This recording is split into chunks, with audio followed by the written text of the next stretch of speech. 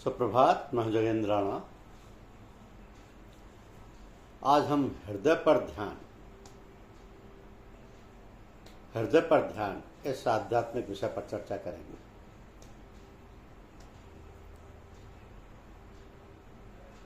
देखिए, सहज मार्ग की प्रशिक्षण प्रणाली में पतंजलि योग के 7वें सोपान ध्यान से प्रारंभ करते हैं और इसके अभ्यास के लिए अपने मन को एक बिंदु पर नियत करते हैं। उसके पूर्व के सोपान अलग से नहीं लिए जाते हैं, पर जैसे जैसे ध्यान में बढ़ते हैं वह स्वतः ही आते जाते हैं। इस तरह से बहुत सारे श्रम और संयम की बचत हो जाती है। कुछ लोग अभ्यास के लिए नियत पद्धति को बहुधा गुप्त रखते हैं, केवल औपचारिक रूप से संस्था को अपनाने वाले को ही बताते हैं। प्रकृति ने कोई चीज गुप्त नहीं रखी है। दैवीय मार्ग पर चलने वाले को भी कुछ गुप्त नहीं रखना चाहिए। तो ये मार्ग हृदय पर ध्यान की प्रणाली है। पतंजलि ने भी वही विधि अनुमोदित की है। इसके अंदर एक बड़ा दर्शन निहित है।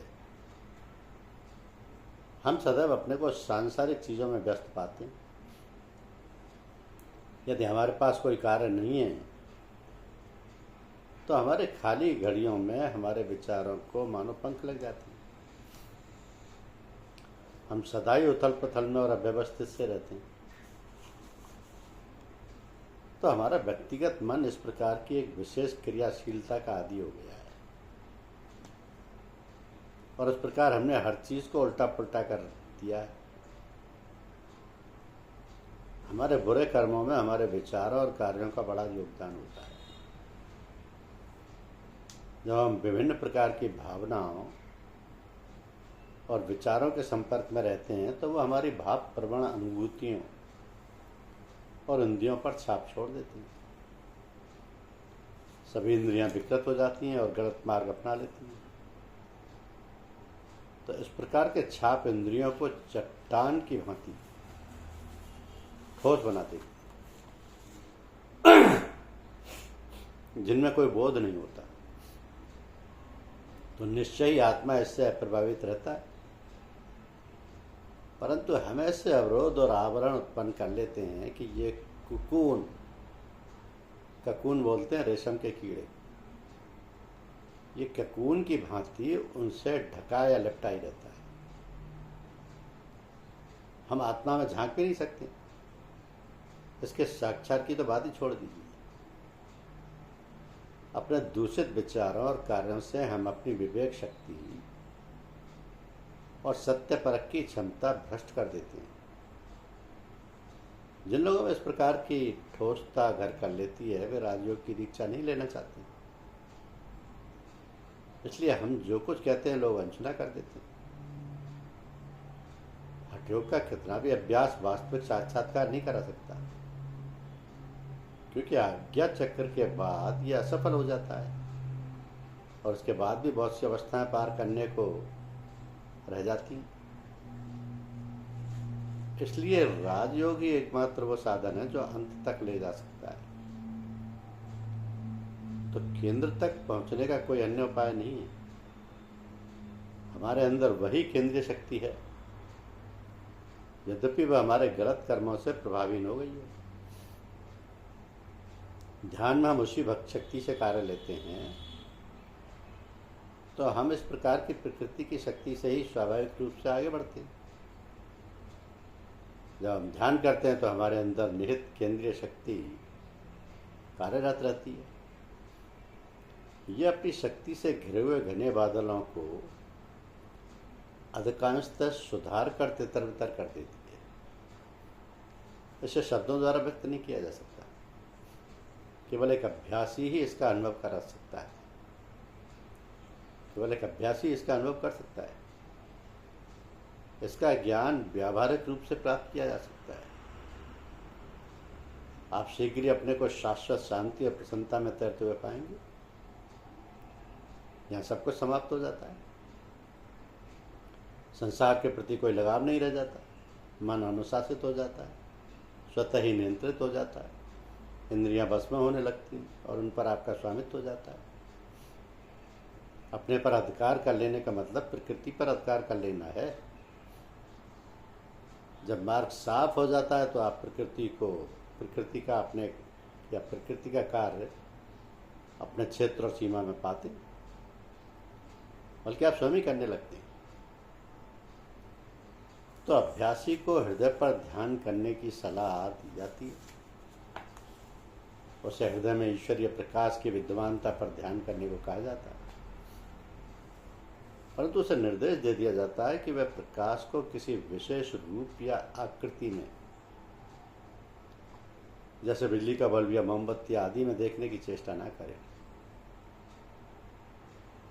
क्योंकि उस हालत में वहां दीख पड़ने वाला प्रकाश वास्तविक न होकर स्वयं उसके ही सृजनात्मक कल्पना का विकास मात्र होगा। तो अभ्यासी को प्रकाश का केवल एक कल्पना मात्र लेकर चलने को कहा जाता है। प्रकाश की केवल एक कल्पना मात्र लेकर चलने को कहा जाता है, जिसके मूल में देवत्व का विचार नहीं। तो अब परिणामतः हम सूक्ष्मतम वस्तु पर ध्यान करते हैं, जिसकी ही प्राप्ति हमें करनी होती है।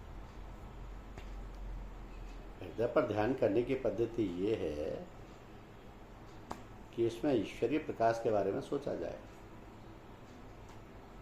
जब आप इस प्रकार ध्यान करना आरंभ करें तो आप केवल ये सोचें कि उसके अंदर की ईश्वरीय ज्योति आपको आकर्षित कर रही है। यदि स्थान के मध्य बाह्य विचार आपका पीछे करते हों तो उनकी परवाह न कर, उन्हें आने दीजिए, पर आप अपने कार्य में लगे रहिए। अपने विचारों भावों को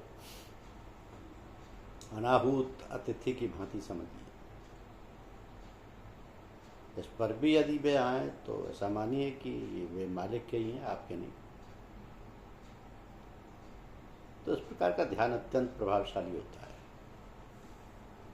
और इच्छित परिणाम लाने में कभी भी असफल नहीं हो सकता। प्रातःकाल एक निश्चित सुखासन में 1 घंटे बिल्कुल स्वाभाविक रूप में बैठें। आपको केवल ध्यान करना चाहिए। आपको अपने विचारों से जो सामान्यतः ध्यान में आते हैं संघर्ष नहीं करना चाहिए। समाधि ध्यान का सहज और स्वाभाविक परिणाम है। जो लोग ध्यान के बजाय समाधि पर बल देते हैं और उसी पर जबरदस्ती अपना मन लगाते हैं, आमतौर पर असफल हो जाते हैं, क्योंकि हर संत ने प्रकाश शब्द का प्रयोग किया है। क्योंकि वास्तविकता की सुंदरतम अभिव्यक्ति भी उसी से होती है, लेकिन वो कुछ द्रूहता भी उत्पन्न करता है। क्योंकि जब हम प्रकाश की बातें करते हैं तो प्रदीप्ति का भाव प्रमुख हो जाता है और हम उसे चमकता हुआ मानने लगते हैं। अब वास्तविक प्रकाश के साथ ऐसा कोई भाव नहीं है। निस्संदेह हमारी प्रणाली में अभ्यासी कभी कभी प्रकाश देखता है, परंतु झलकता प्रकाश केवल प्रारंभ में दिख पड़ता है। जब द्रव्य ऊर्जा के संपर्क में आता है, दूसरे शब्दों में, तो ये केवल एक संकेत मात्र है, जिससे पता चलता है कि ऊर्जा ने कार्य करना आरंभ कर दिया है।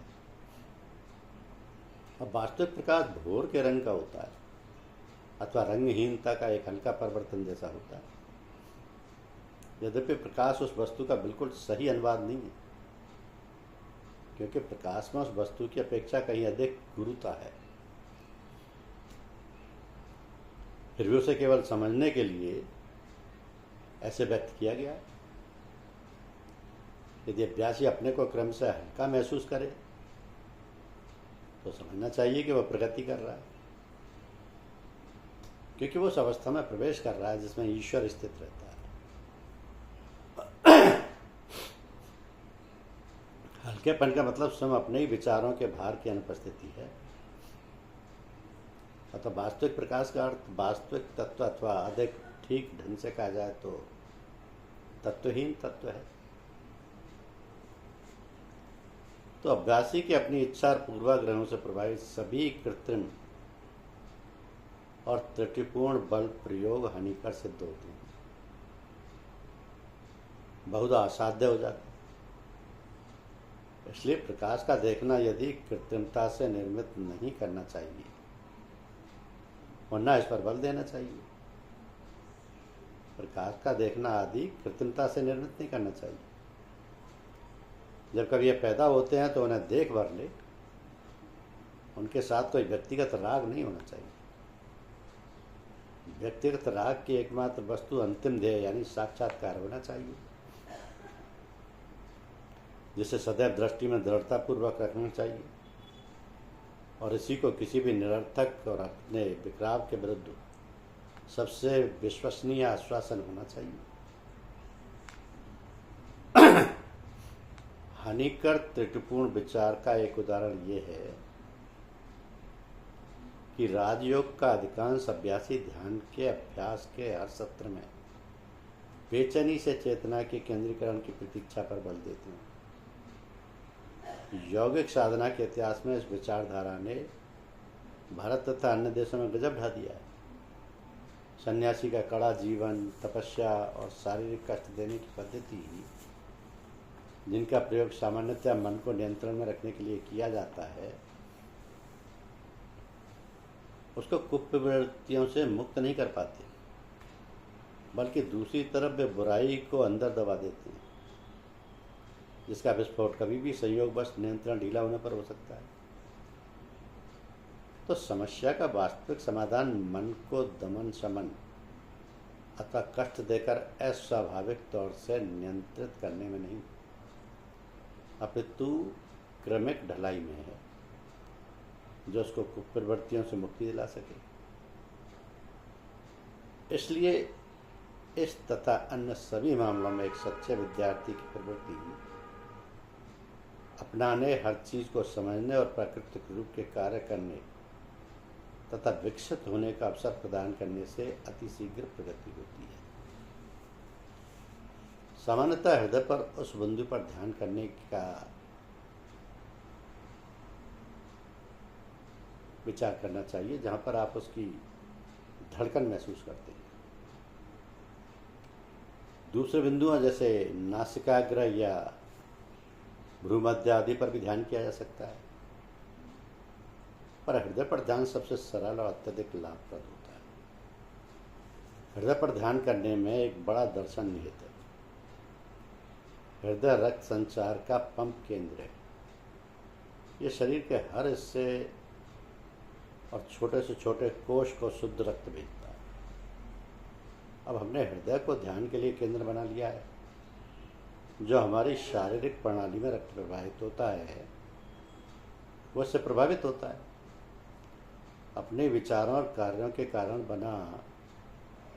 बनी ठोसता पिघलने लगती है। तो ये पहली चीज़ है जो इस प्रकार हृदय पर ध्यान करने से प्रथम दिन से प्राप्त करने लगते हैं। यही नाभिक और जहाँ कहीं भी इसे निर्देशित किया जाता है, वहाँ कंपन की गति पैदा करता है। तो यह मन का कार्य क्षेत्र है और वह यंत्र जिसके द्वारा हम विवेक संकाय का विकास करते हैं। तो दैवी ऊर्जा के अवतरण के लिए सूक्ष्म शक्ति यहाँ पर कार्य करती है। यदि किसी प्रकार हमारी विचारधारा से संयुक्त हो जाती है या हम इस पर प्रकार प्रशिक्षित करते हैं कि यह सही चीज को रिसाकर वास्तविकता की तरफ मोड़ दे, तो समस्या का हल मिल जाता है। लोग पूछ सकते हैं कि ध्यान करना क्यों आवश्यक है। उत्तर बिल्कुल सीधा और आसान है। ध्यान में हम अपने को एक बिंदु पर एकत्र करते हैं, जिससे कि हमारा व्यक्तिगत मन अपनी इधर उधर भटकने वाली आदत जो इसने डाल रखी है उसे छोड़ दे। इस अभ्यास से हम अपनी व्यष्टि मन को सही मार्ग पर ला देते हैं, क्योंकि इसकी आदतों में अब रूप परिवर्तन होने लगता है। जब यह होने लगता है तो निश्चय ही हमारे विचार इधर उधर नहीं भटकते।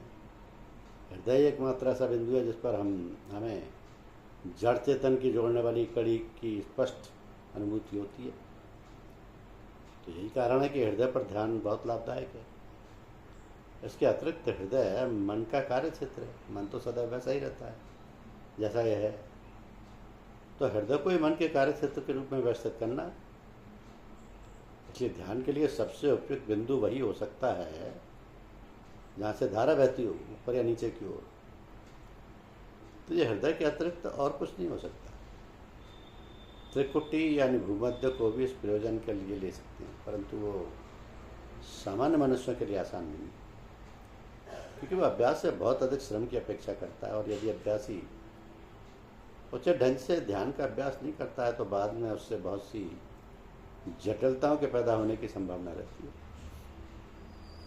नाभि पर ध्यान का कोई आध्यात्मिक महत्व नहीं है, सिवाय इसके कि इससे गुदगुदी पैदा होती है जो अंत में मन और आवेगों को और भी अधिक तीव्र कर देती है।